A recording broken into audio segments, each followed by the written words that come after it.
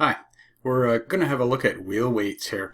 It's something that is frequently underestimated and not entirely well understood. So you find a lot of people making errors with the type of weight selected or how it's applied. So we're going to have a quick look at it. Okay. So there's many types of clip-on type wheel weights. If you have a look here, you've got MCs, AWs, LHs. They're all intended to fit different wheel profiles.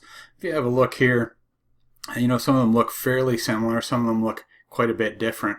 The shape of them, the size of the clip, things like that can vary quite a bit from weight model to weight model.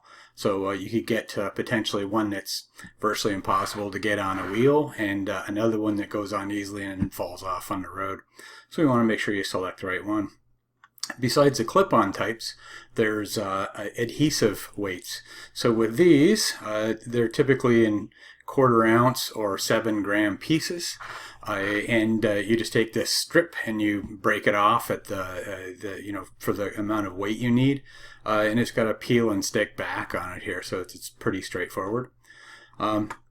And there's more. So if you look at wheel weights in general, pretty much they all used to be lead, but you see the industry moving towards zinc and steel weights to get away from handling lead.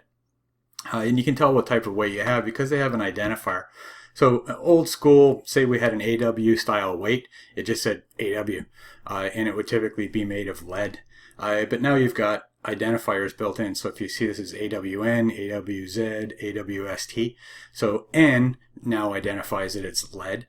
Z would identify that the weight's made of zinc, and ST means it's made out of steel. Okay, very often you find these things are coated. So the weights are coated to prevent corrosion of both the weight and the wheel. And corrosion is a big issue in the Canadian environment with road salt and all that. Okay, just as a side note, we're going to be using probably all P-type weights for the balancing exercises in class. Typically because that's what fits steel, most of the steel wheels we use. So when you look at balancing a wheel, you can also put the weights in different locations. So we've got various different spots you can see. So the wheel is identified in green, and blue is the weight location. Again, most commonly, because we're using P-type weights, we're going to be using the clip-on weights mounted on the edge of both the inside and outside of the rim. But for different applications, they can be put in different places. Okay, now, so what type of wheel weight do you use? So how do you know which one to use? This link is available in the PowerPoint. This entire PowerPoint is in supplemental resources, but that link leads you to this. This is Perfect Equipment. Perfect Equipment is a company, they make all kinds of wheel service stuff, right? And so if you look here, we have a Cadillac Escalade and Hybrid. It says in 2001 it used an MC style weight. So you can select, if you have the OEM wheels on a vehicle, you can select the wheel or the weight type you would need to balance it. And you can see here on the edge of this particular document, you see the different profiles of the weight. So you see in this case the P is designed with a kind of a graceful curve in it. The AW has a sharp little lip on it, and that's frequently found on aluminum wheels. MC is just deeper. So you see all the different profiles, and you can kind of glean from that why they may not fit all applications. Right? Okay.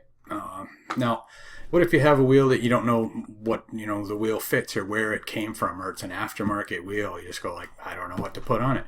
Well, all is not lost. Again, this is from Perfect Equipment, but there's a little guide here. This is basically a plastic cutout, and it's got all the weight profiles identified here. So AW, MC, TN, LH, FN, P, all of that, right? And you just take this and hold it up to the wheel. So if we look here, we see that we've got a P-type profile.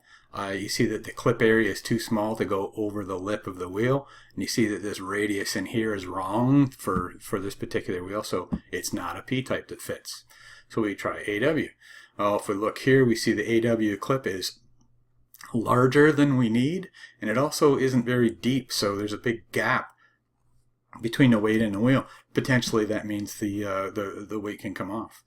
Right? We try the MC, and you see the clip size is correct, profile is correct, so it would be an MC style weight we would use on this wheel. All right, so how do you put these things on? This is something that's frequently done wrong. You find people will either hammer on the weight itself and just damage the weight and not get the clip on, or the weight is put on and not seated all the way, so it comes off in service. So the process is pretty simple. So you select the correct application.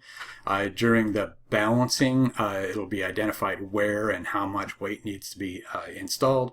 So you put it in the correct place. You take your weight hammer and you tap on the clip itself, and then you make sure that it's installed correctly. Right? It sounds easy. Most cases it is, but sometimes you'll find some difficulties. All right. So how are you supposed to install adhesive weights? Again, in the balancing process, it'll locate how much weight and where it's got to go. You take your weight. The keys here are to make sure that the weight is applied to a clean, dry area of the wheel. You don't want it to come off in service. And make sure it's located correctly. And again, with this style of weight, you just tear it apart at the size you need. Okay? And that's it. See you in class.